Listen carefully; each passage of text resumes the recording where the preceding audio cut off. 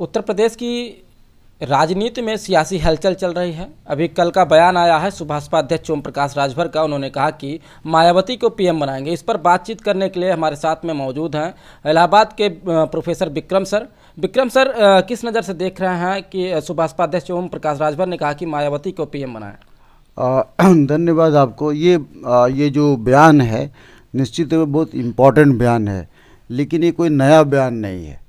बहन जी को प्रधानमंत्री बनाने को लेकर के कई वर्षों से ये बयान चल रहा है। जब कांग्रेस की सरकार थी, और याद कीजिए जब अमेरिका से एक बिल पे डील की बात हो रही थी पार्लियामेंट में, और सरकार गिरने वाली थी, कांग्रेस की सरकार गिरने वाली थी, तब ये बात हुई कि विपक्ष की तरफ से प्रधानमंत्री कौन बनेगा।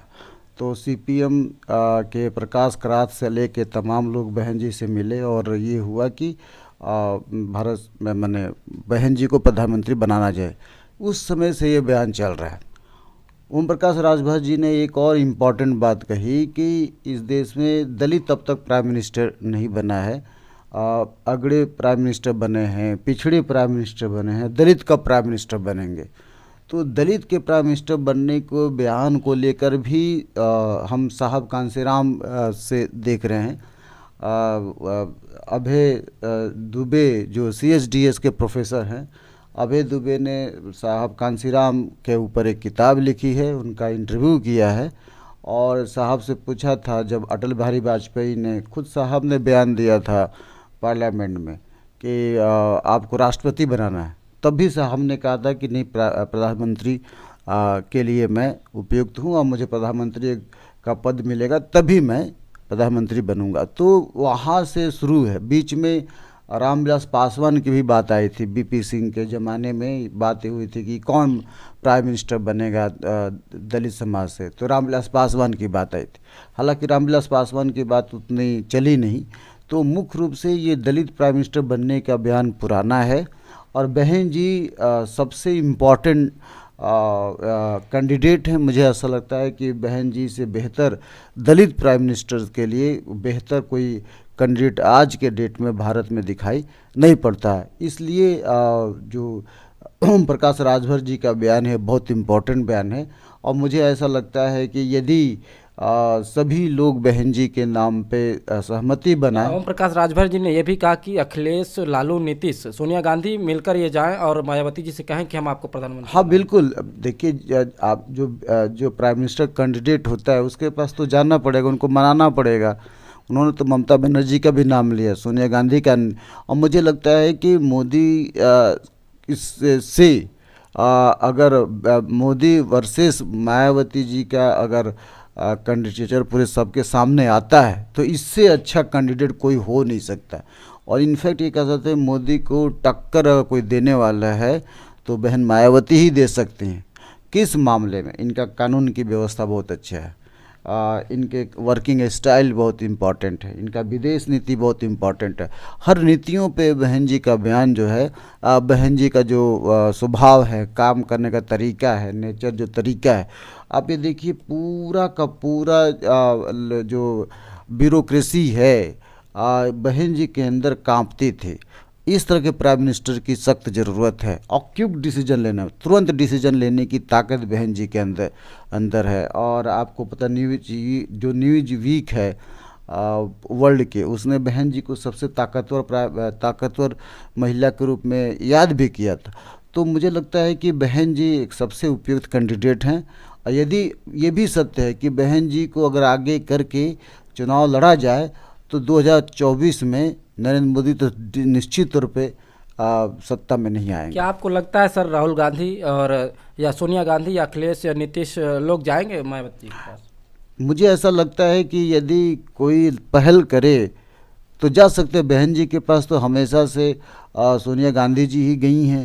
हाँ, सारे विपक्ष के नेता सोनिया गांधी जी के पास जाते थे, बहन जी के पास सोनिया गांधी जी गई हैं, राहुल गांधी जी भी गए। मुझे लगता है कि ये लोग लिबरल हैं और सोनिया गांधी जी और राहुल गांधी जी बहुत लिबरल हैं और ये लोग अगर एक पूरा विपक्ष एक साथ मिल करके जाएं तो मुझे लगता है ये कोई कठिन काम तो नहीं है।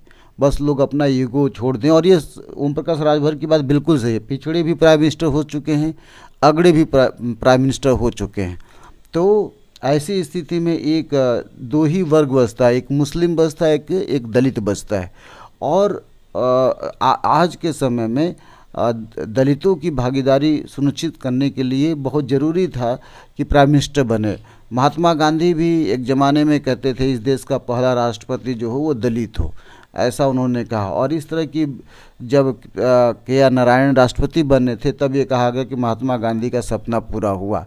तो क्या महात्मा गांधी को ये भी कहना चाहिए था कि इस देश का पहला पद जो है वो दलित को होना चाहिए, प्रधानमंत्री का पद दलित का होना चाहिए। हालांकि महात्मा गांधी कहने से चूक गए, लेकिन अगर वो कहे होते तो हो सकता है विपक्ष उस समय पहला प्राइम मिनिस्टर हमारे डॉक्टर बी आर अम्बेडकर को ही बना दिया जाता, अगर महात्मा गांधी ने लीड लिया होता। खैर, तो अगर वो बातें तो रही नहीं, लेकिन आज के समय में इम्पॉर्टेंट है कि देखिए कांग्रेस ने बहुत दिनों तक शासन किया है और इधर बीजेपी ने शासन किया है। तो मुझे लगता है कि कांग्रेस अगर बहन जी को आगे करके चुनाव लड़ती है तो निश्चित तौर पर 2024 का इलेक्शन मोदी जीत नहीं पाएंगे। जिस तरह से कहा जाता है कि बीएसपी खत्म हो गई है, एक ही सीट पे जो है सिमट कर रह गई थी, क्या सामना कर पाएंगे मोदी? ये तो कहने वाली बात है।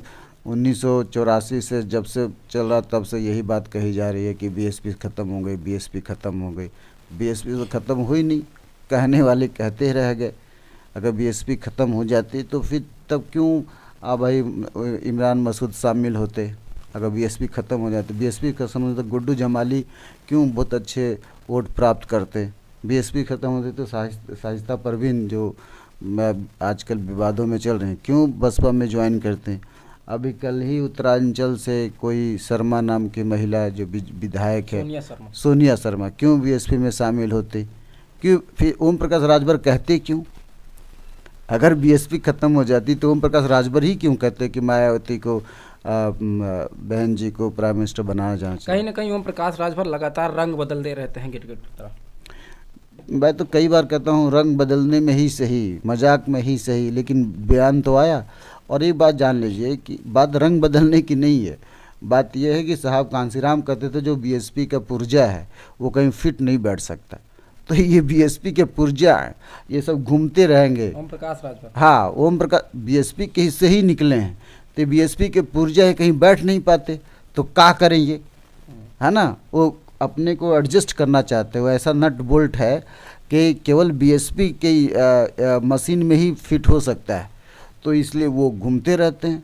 और क्या स्वामी प्रसाद मौर्य जी को देख लिए, वो कहाँ फिट बैठे, वो भी तो घूम रहे हैं। मतलब कहने का तात्पर्य है कि बीएसपी से जो निकला, आप दीनानाथ भास्कर का देख लिए क्या हंस रहे हैं, आप रामाश्रय वर्मा का देख लीजिए क्या हंस रहे है ना। जो आप किसी का भी देख लीजिए बीएसपी से, जो दद्दू प्रसाद जो आजकल सपा में है, जितने भी रामअचल राजभर से लेके तमाम लोग सपा में है ना। मैं आपको कह रहा हूँ कि बीएसपी के कल पुर्जे हैं, ये कहीं भी फिट नहीं बैठेंगे, या शांत रहेंगे या बोलेंगे। अब बोलेंगे तो बीएसपी की भाषा बोलेंगे, शांत रहेंगे तो कोई बात नहीं, बोलेंगे तो बीएसपी की भाषा बोलेंगे, चाहे वो सपा में भले क्यों ना हो, चाहे वो बीजेपी में क्यों ना हो। बीजेपी में बोलने का जगह नहीं है तो शांत रहेंगे, सपा में जहाँ बोलने की जगह नहीं है शांत। आजकल सपा चूँकि अम्बेडकरवाद की बात कर, आज शायद आज कोई मीटिंग होने वाली है कि सपा का दलित प्रेम को लेकर के, तो वहाँ पे कौन लोग हैं, ज़्यादातर बसपा से निकाले गए लोग हैं, तो वो फिट नहीं बैठ सकते। तो इसलिए ओम प्रकाश राजभर भी फिट नहीं बैठते हैं। चाहे बीजेपी में रहें, चाहे सपा में रहें, चाहे अन्य पार्टी में रहें, अगर बीएसपी के पुर्जा हैं तो कहीं फिट नहीं बैठ सकते, ये प्रोफेसर विक्रम सर कह रहे हैं। और ओम प्रकाश राजभर के बयान पर जो है सर ने मुहर लगा दी है कि मोदी के उम्मीदवार, मोदी के विपक्ष में अगर बहन मायावती जी होती हैं तो टक्कर दे सकती।